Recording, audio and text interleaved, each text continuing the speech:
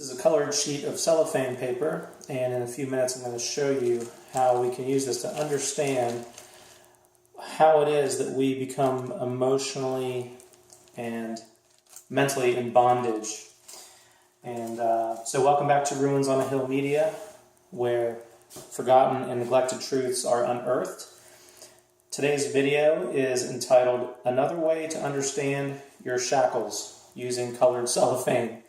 So I like to include in my video titles something that acknowledges maybe one of the little visual aids that I'm going to use. You might think of it as a little bit of a prop, but I think most people appreciate some visual aids, and this will be a good one, I think. So we'll get to that here in a little bit. Let's start off with acknowledging, essentially this video is a little bit of a supplement. You know, some of my videos are a little bit long, so I do try to end them before they're, a couple hours long.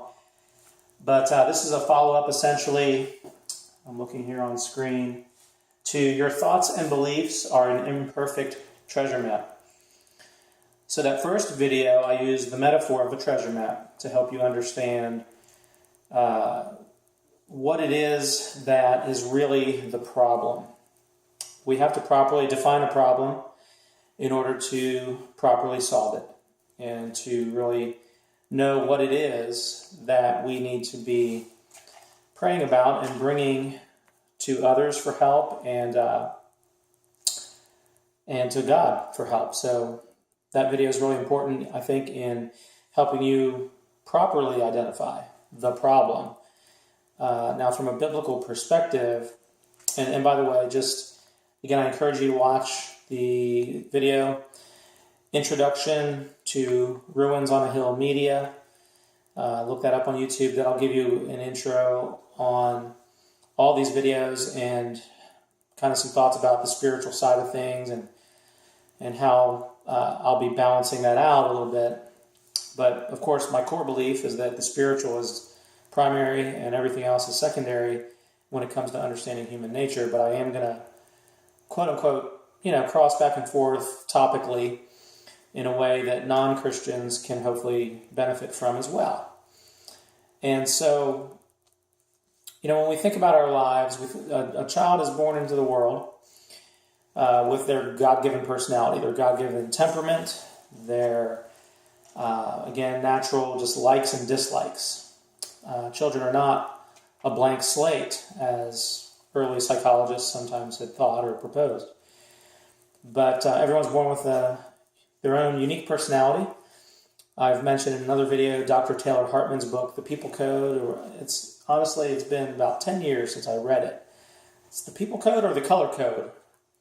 So look up Dr. Taylor Hartman, and he talks about core motive. So I won't go back into all that here, but it's the idea that we're born with a core motive, something that drives our behavior even from birth. And the four that he mentions are power, intimacy, fun, and peace. Those four. And people will either lean strongly towards one, or they'll have a kind of a blend of these core motives. Again, we're all unique, made in God's image, but unique. And so, excellent book to help you understand yourself and others better. And so children are born into the world with these things. And if that child could grow up in a pain-free environment, or I should say, where the pain that they experience is appropriate and healthy, because, when children are disciplined, if they're disciplined in a loving way and in an appropriate way, yes, they don't like that pain, but it doesn't damage them at their core. It doesn't it doesn't bring about the experience of shame. It doesn't bring about the experience of worthlessness. So if a child can grow up with healthy discipline in a world where there isn't any trauma affecting them, where there isn't any what I call unnecessary pain affecting them, then they're going to grow up to be a person who is likely to be able to enjoy the fullness of life. They're going to be able to enjoy the freedoms that are part of living life, quote unquote, to the fullest. Jesus said, I come to bring life and life abundantly. And So on the flip side of that coin, we understand that that through pain, through traumatic grief, the pain of excessive loss or just exceptionally painful loss, through the pain of abuse and neglect, through the pain of needs not being met that should be met, and all these things, and people who sin against that child in one way or another, that child begins to take on a distorted life map, what we call a core belief system that is no longer healthy, but is damaged. And so, little by little, it's kind of like this room I'm standing in. A person starts getting boxed into a certain area, so to speak, where they used to be able to enjoy the whole room and the freedom of that. Now, and this floor has just little 1-foot tiles. So now that 1-foot tile has been removed from their domain because that tile represents an area of life that they used to enjoy, but now they can't. So typically this involves broken trust. We'll just kind of dwell on this for a minute. So broken trust can happen with one individual. So let's say Uncle Joe babysits one night and Uncle Joe yells and screams at this child. Well, now the child, obviously they're going to have some broken trust with Uncle Joe, but they're now what's likely to happen is they're also going to experience that broken trust is going to become generalized, right? This is just human nature, unfortunately. I do believe it's tied to the corruption of our sinful nature, that our sinful nature has a distorting effect on everything we think, feel, and perceive. Most of the time we just don't notice it. And so as we understand that this room now becomes more and more limited as far as access to the full area, now this person is experiencing limitations. I think it's important to kind of teach this point, share this point, that the human brain, so I'm going to hang on to the idea of the sinful nature that we have as human beings. We're created in God's image. Jesus died on the cross for us. That gives us those two things give us our worth. But sin came into the picture. And we've inherited that, and it does have that corrupting effect 24/7, 365. And there's a solution for that. But even as we participate in the solution, we still struggle with it and wrestle with it. And so the brain works by association. And what that means is that we have this capacity. This can be a good thing and it can be a bad thing, right? So we have this capacity to learn something in one context and generalize it to other contexts. We have the capacity to experience something that happens in one area, and this is just a classic, I don't know if that's showing up, it doesn't really look like it is in the video, but I'm going to pause for a second. Alright, so looks like this is visible now. So this is just a real simple way to understand how something can happen in one area of our lives, and just kind of this compartment here. But what happens? So the emotions from that, I can know in my head that, it was just this one uncle who verbally, tore me down. But on an emotional level, those emotions tend to kind of bleed over into other relationships. Maybe in this case, these emotions would bleed over into relationships with other men or, other adults who remind me of this uncle or, other men who look like him and things like that. Might not bleed over into every relationship, that broken trust, feeling. But this happens subconsciously, and it really often happens just automatically. So you can see, hopefully in the video, that just the arrows point into these different, each box represents a different relationship with a different individual. But what happened with this uncle can just spill over into these other relationships. Okay, and that happens automatically. The brain works by association. You've experienced this in so many ways, we probably can't even count them. Another typical example would be, you go to McDonald's and you get some, through the drive-thru, you're really hungry, looking forward to some hot French fries, just a nice snack to wind down your day, and you're in the passenger seat, and they drive off, and they get half a mile up the road, and your fries are cold and soggy, and there's no time to go back.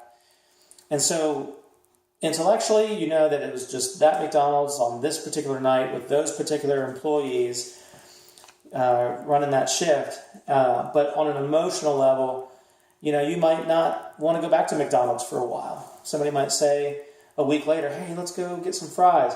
I'm not going. No. And then you tell the whole story. It's like this big drama, right? What the terrible fries that you got and how it ruined your day.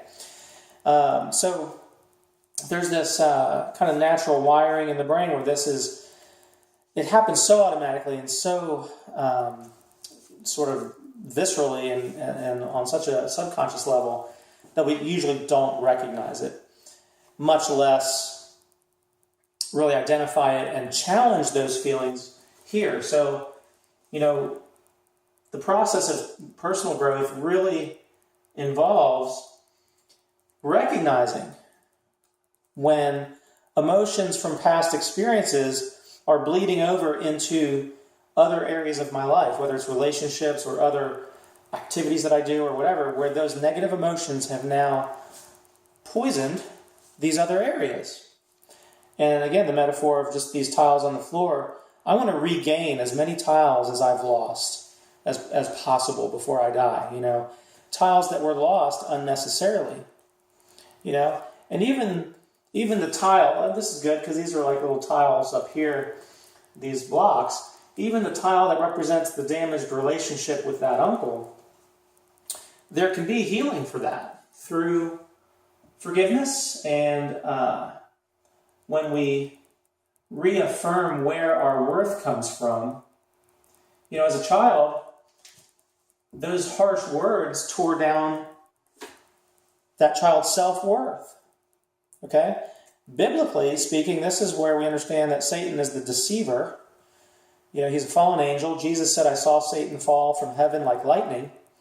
When he literally rose up against God and tried to exert himself in heaven. Well, that failed. But what happened is he became the deceiver of all mankind. And so this plays out even in the minutia of our lives and the situations that seem irrelevant.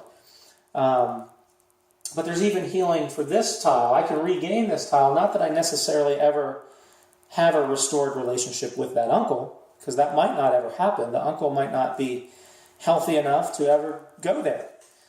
But in my heart, I can, through my relationship with God and the redeeming of that relationship, I can experience healing in those areas. So the good news is that when Jesus died on the cross, his death, burial, and resurrection has paved the way for me to have true emotional life, spiritual, mental, and emotional life through that relationship with God. Of course, the problem is that when an uncle, especially a male in my family, and my uncle tears me down verbally, for a child, that tends to translate into a damaged intimacy with God. Okay? Because he's God the Father. And so it is particularly true that when children experience abuse and things through adult men, that typically just automatically damages their view of God. And it's not anything God did. but it just happens on an emotional level. Again, it's by association. Well, if this man treated me that way, then surely God the Father feels the same way towards me. So this happens on a very immature, very subconscious, emotional level. Okay?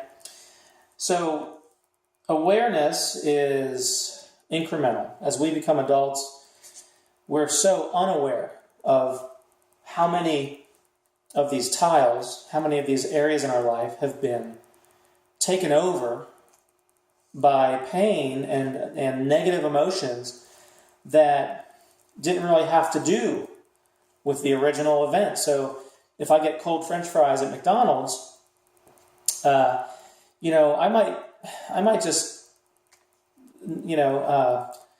hold a grudge against fast food restaurants in general. These stupid fast food restaurants, you never get good food there. So now more tiles have been taken away from me, or I've allowed them to be taken away from me, because I'm over-generalizing. This happens all the time when it comes to little things like restaurant preference, and it especially happens in the bigger areas which have to do with our relationships with people. So,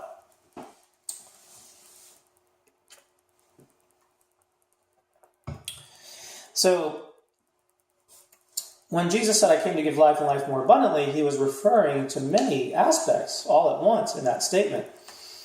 But he was definitely referring to freedom from believed lies, things that, I now believe a lie about this relationship and this relationship and this relationship and this relationship because of what happened in this relationship. And so I can have freedom from that when I grasp a hold of the truth. And again, the fundamental truth of the Bible, is that we're made in God's image and we have worth because we're made in his image and because Jesus went to the cross for us. That gives us our worth. And it comes from nowhere else. Have you ever thought about that? It really doesn't come from anywhere else. No human being can give it to us. Now, here's the tricky thing. When children are growing up, I mentioned that idyllic upbringing, it is also God's design that children receive their self-worth initially through people. And now I've just countered that a few seconds ago, by saying our self-worth doesn't come from anywhere else other than being created in God's image and Jesus dying on the cross for us. But now I'm telling you that for children that's different. Now it's still fundamentally true what I just said, but it also adds this other element. God, in his wisdom, decided that children, unlike animals, would not be born with everything they need, but that what they need would be imparted through loving relationships with their parents.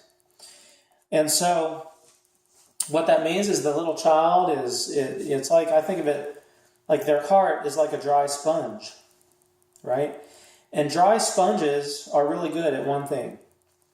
They absorb everything that they can absorb, good or bad. You take a dry sponge, put it next to a little puddle of dirty creek water, it's going to suck it up and absorb it. Put it next to some motor oil, it's going to absorb it. Some vinegar, same thing. Some milk, maybe some sour milk, whatever. Those are unhealthy liquids, and as far as what you don't want to be absorbing on a physical level.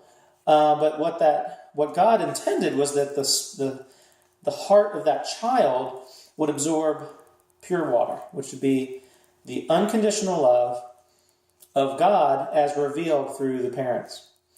And so that then becomes a foundation, a solid foundation for that child being able to, as they transition into teenage years and young adulthood, based on that foundation, it's going to be easy for them to recognize God's love and to absorb God's love and to even make God's love primary from that point forward. And so, obviously, we understand that when children do not grow up with that kind of unconditional love, and when they've been abused or neglected or, toxic things have come into their heart and mind, and they've been sent messages of shame and worthlessness, In another video, I talk about the word arrows. When I talk about the heart shield, when they've been pierced with many heart arrows or word arrows. So now love has been tainted. The experience of love has been made conditional, and the experience of love is filled with doubt and fear and insecurity. Again, it's not that God did it. It's not that God got it wrong. It's that people have sinned against that child in some way. And so we understand that the child now has a tougher road. It's not impossible to come to a place of being able to receive God's love. And certainly, it does take prayer, and it also just takes effort. But it takes awareness that we have to separate, begin as young adults and teenagers and as young adults and adults to separate what happened on a human level in this upper quadrant where issues with my uncle went sour. We have to separate the emotions from that experience from my relationship with God up here. We have to separate what happened on a human level from the truth of God's eternal love for me. Again, as revealed through the fact that He created me in His image and He sent His Son to die on the cross for me. But we have to become aware of the difference between the emotions that got planted in our psyche and in our heart and our mind on a human level versus the truth as revealed through Jesus Christ. When He lived on this earth, He lived a perfect life. He did nothing but good. And even when He confronted the religious people of the day, the Pharisees, and when He confronted people who were arrogant and wealthy, who were, thought they would just walk into the kingdom of God because they had money, He did it. Yeah, He did it bluntly, but He didn't sin in how He did it. And so Jesus lived a perfect life, and He healed countless people in the 3 years of His ministry. And then He laid His life down for us. So His death on the cross didn't only pay. He didn't have to pay for His sin, fortunately, because if He had sinned, His death would have only paid the penalty for His sin. But because He lived a sinless life, He was able to pay that penalty for all of us. And so that's what sets us free. The truth of that sets us free from all of the deceptions, all of the distortions that we've absorbed in our lifetime. Okay? And so, let me find another verse real quick. Be right back. Okay, so I'm going to walk off screen and just read this off of my laptop. So it's 2 Corinthians chapter 3, verse 17, and it says, "Now the Lord is the Spirit, and where the Spirit of the Lord is, there is freedom." So, for a child, even growing up in a home where the parents love God, now some little kids, and you've probably met some of these children in your life, some little kids really know God in their heart and in their spirit. They just know the love of God. And yes, part of that is through their parents who have nurtured them in that love. But there are some kids who really, really they sense the presence of God. But for a lot of kids, they may grow up in a good home in the sense of a healthy, reasonably healthy home. But, they're not in a place yet where they can fully experience what this verse says, which is the Spirit, where the Spirit of the Lord is, there's freedom. So when Uncle Joe was yelling and screaming at them and shaming them and calling them names, the Spirit of God was there watching over and protecting that child from destruction. But the fact is, the child is still vulnerable, and God does not prevent the uncle from sinning any more than He prevents you and I from doing and saying sinful, hurtful, destructive things. So in that sense, then, the child gets wounded, and they don't know that the Spirit of God was there. And so that's how these emotional wounds get planted, so to speak, in their heart and their mind. And so I want to read a poem to you. This is jumping ahead just a little bit. But this kind of reveals a little bit of the process of becoming aware Again, it doesn't usually happen until later. The teenage brain isn't fully developed, and certainly their maturity is not fully developed, and they have raging hormones and all this stuff.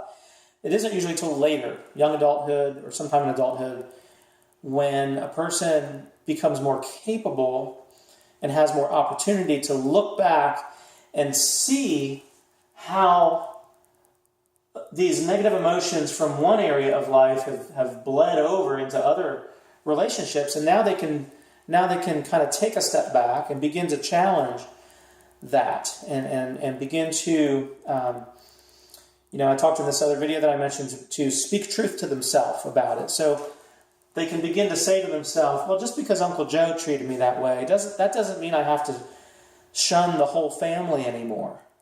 That doesn't mean that if Uncle Joe is at a family gathering, that I have to not go to that gathering. I can just focus on the people that I love and the people that I feel safe with. I'm an adult now, and I can put my focus elsewhere. But until a person becomes aware that they have the choice, they're going to lose that tile down here that says, holiday gathering with the whole family. They're going to lose out on that. So this poem is called Autobiography in 5 Short Chapters. It's by Portia Nelson. It's just one little page here. Chapter 1. I walk down the street. There is a deep hole in the sidewalk. I fall in. I am lost. I am helpless. It isn't my fault. It takes forever to find a way out. Chapter 2. I walk down the same street. There's a deep hole in the sidewalk. I pretend I don't see it. I fall in again. I can't believe I am in the same place, but it isn't my fault. It still takes a long time to get out. Chapter 3. I walk down the same street. There's a deep hole in the sidewalk. I see it there. I still fall in. It's a habit, but my eyes are open. I know where I am. It is my fault. I get out immediately. Chapter 4. I walk down the same street. There's a deep hole in the sidewalk. I walk around it. Chapter 5. I walk down another street. From what I think I remember about Portia Nelson, she was a recovering crack cocaine addict, and she wrote this as part of her recovery. And so the deep hole in the sidewalk certainly can be represented by the deep emotional hole of a bad memory, of something that happened to me that wasn't my fault as a child. Children are not at fault for adults' sin. But what becomes our fault, in a sense, is when we just fall into the hole as an adult without any. When we just kind of go it on our own, and we don't make the choice that we need to make, which is to get help and to find ways to not fall in that hole. And again, it's, of course, it's a process. 2 steps forward, 1 step back. But taking responsibility for the habits that I have that basically, the child who was verbally abused, they may form the habit of withdrawing. They just withdraw emotionally from everyone. Again, it's that generalization, that over-generalization of how the brain works by association. So based on their personality, they just naturally withdraw. Maybe another kid maybe they have a very boisterous and outgoing and assertive, what we call type A personality. So maybe their reaction to the deep hole in the sidewalk, the emotional hole, the wound, is they become abusive. They lash out. They become aggressive. They become overly assertive, right? So everybody has kind of their own unique style of reacting based on their core personality and their temperament and all these things. So because of the wound and because of what has happened, all kinds of distorted thoughts begin to take precedence in a child's mind. A lot of it is self-condemning kinds of thoughts. A lot of it is about, broken trust kind of thoughts, again, towards other people in general, but especially people who remind them of the person who hurt them. And so these thoughts go under the radar, right? By the time you're 10 years old, you're not aware of thoughts that have become a habit for you, maybe when you were 4 or 5, when the event happened, right? And so certainly by the time we become young adults, we're just oblivious to so much of the content of our thoughts. Again, I encourage you to watch the video on the treasure map. So I like this poem as well. I think the author is Frank Outlaw, from what I remember, and that's his last name. But he wrote a great poem. He wrote, "Watch your thoughts, they become your words. Watch your words, they become your attitudes. Watch your attitudes, they become your behavior. Watch your behavior, they become your habits. Watch your habits, they become your character. Watch your character, it becomes your destiny." I really like that one too.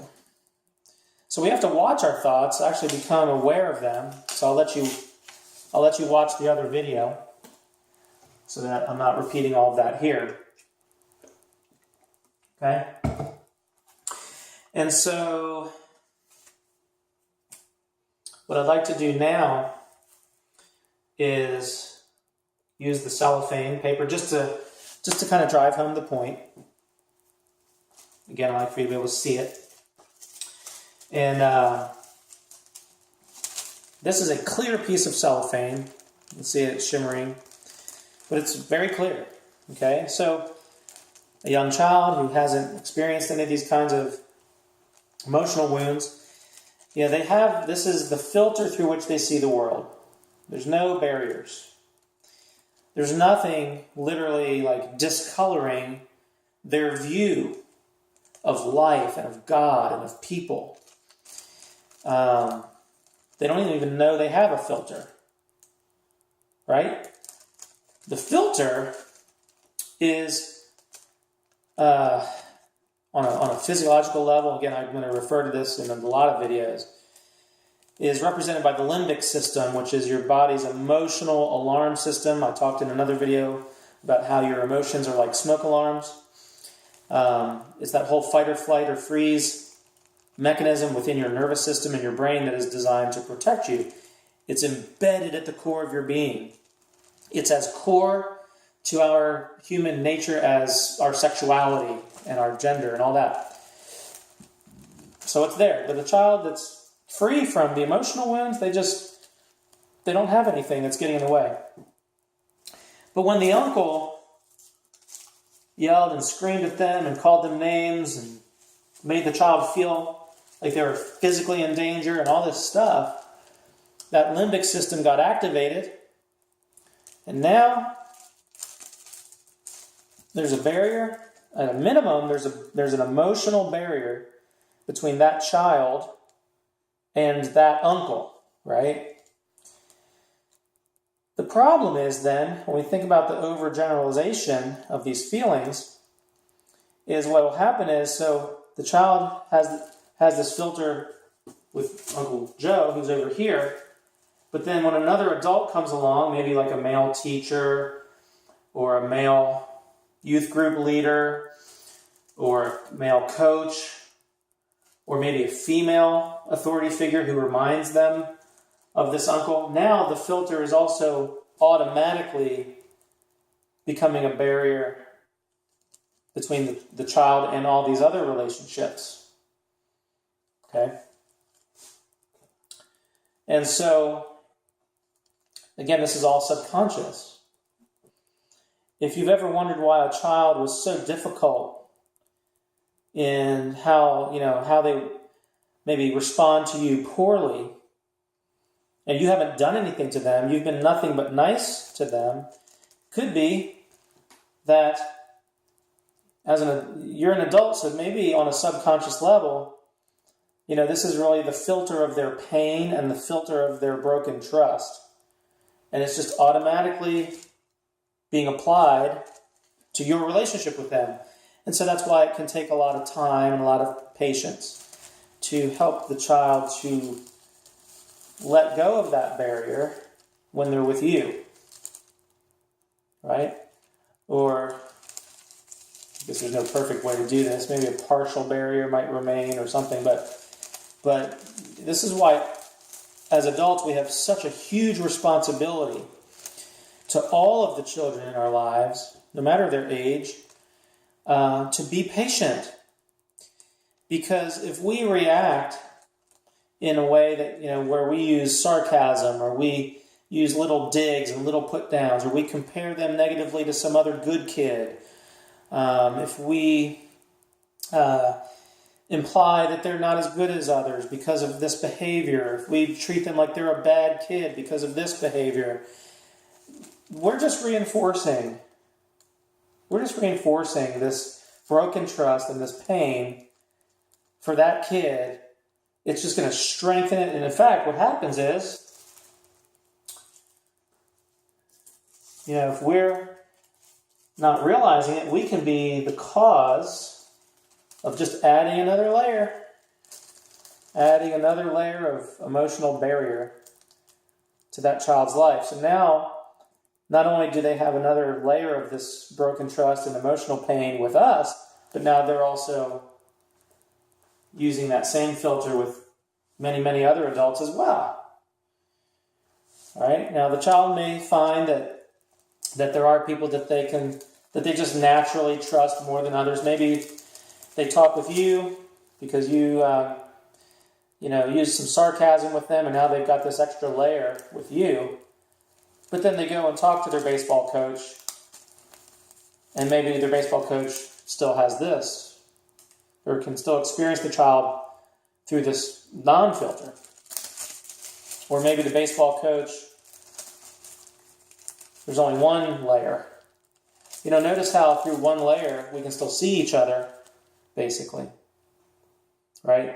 Which means I can still see you to a degree for who you really are, not through my perceived lies that I believe about you because you're a man or you're an adult.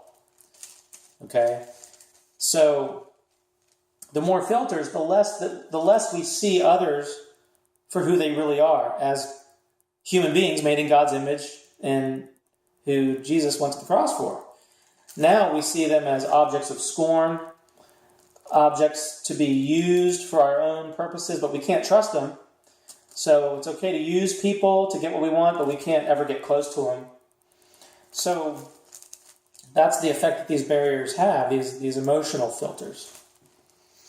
Excuse me. There are people in this world who have experienced layer after layer after layer of broken trust, of shame, of emotional wounding. And pretty soon it's opaque. It's just opaque. And no one can get through it.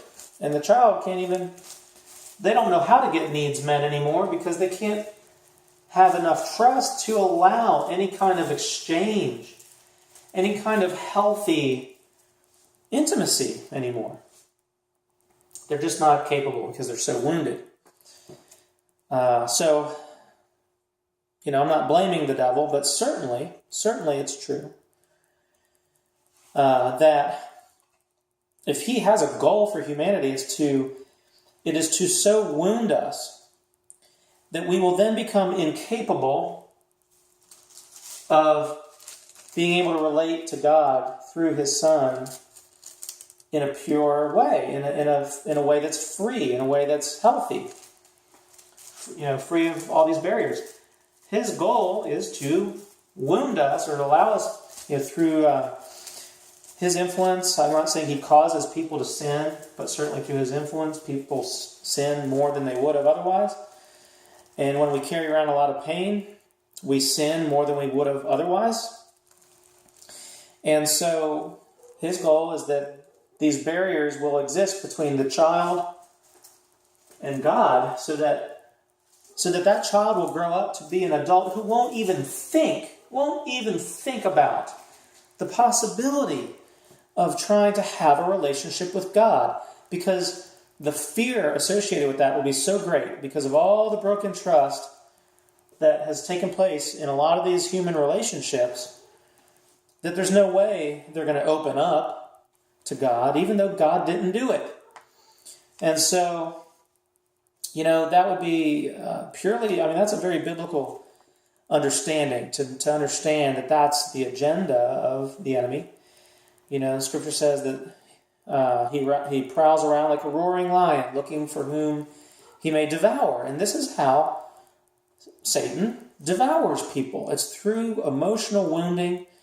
And so it breaks trust. And it breaks trust not only horizontally on a human level, it breaks trust for that person on a vertical level.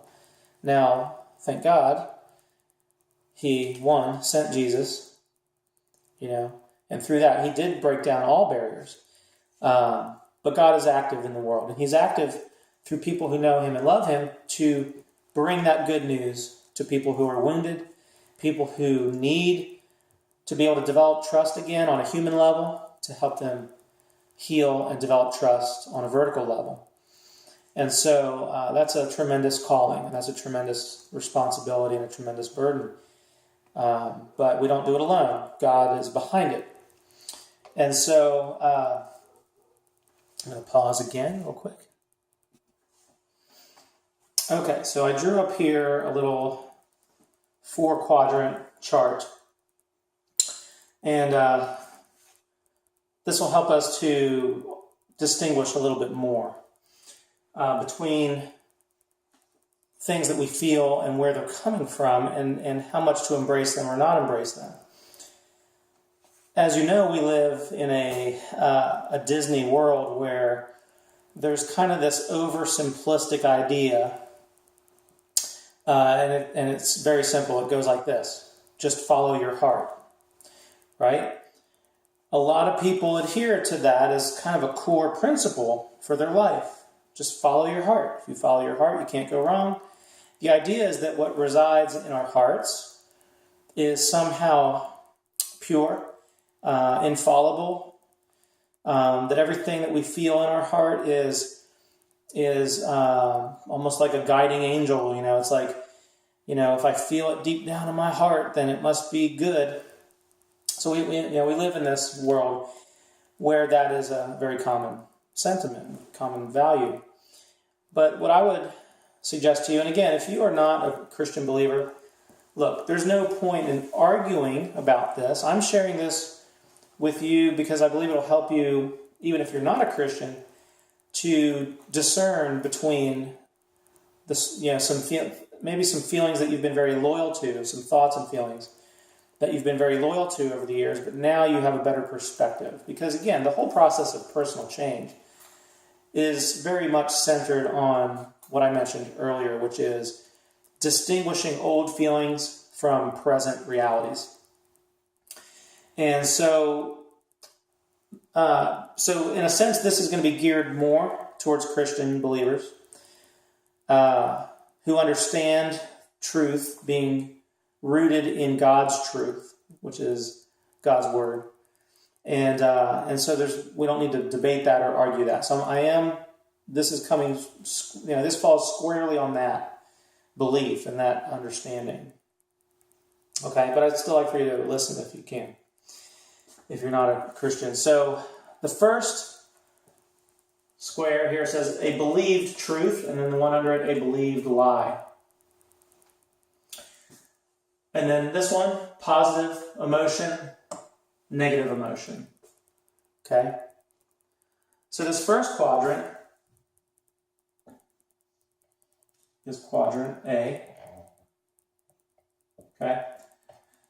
And in quadrant A, this is where you have a positive emotion that comes from and flows from a believed truth. So if it's true that God loves me, if it's true that I'm made in his image and he sent his son to die on the cross for me, and I believe it, it's a truth that I believe, then I'm naturally going to have a positive emotion that flows from that believed truth.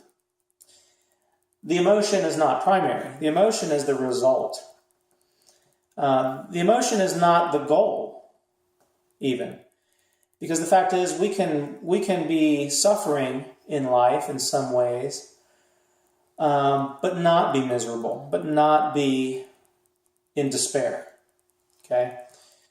I can have a relative who's very sick and needs care, and I help with that a lot, for example. And I might not be miserable in my helping. I might really find a lot of meaning and joy in it. And my positive emotion comes from a believed truth, which is founded in God's Word, which has to do with the joy that we experience by giving to others. Okay. Now, if we jump down, we're going to stay with positive emotion here. I can actually have a positive emotion that flows from a believed lie, which is this quadrant here. So, for example, this is going to be B. So this is quadrant C. Okay. And in quadrant C, I can have that positive emotion because I'm clinging to a belief that is actually rooted in some kind of deception. But in my heart and in my mind, I believe it to be true. So, classic example would be a kid who grows up and the whole family, everyone drinks and does drugs, right? And so now this child grows up believing a falsehood. They believe that, drinking and doing drugs is a good thing, and they embrace that. It's their lifestyle, and they feel good about it. They have a positive emotion, but they believe a lie. They don't know it's a lie, which is why the positive emotion can be there. Or a person can have a positive emotion based on believing a falsehood, believing a lie, when they are embracing something that they know to be sinful or unhealthy, something that's deviant from God's definition of healthy and good.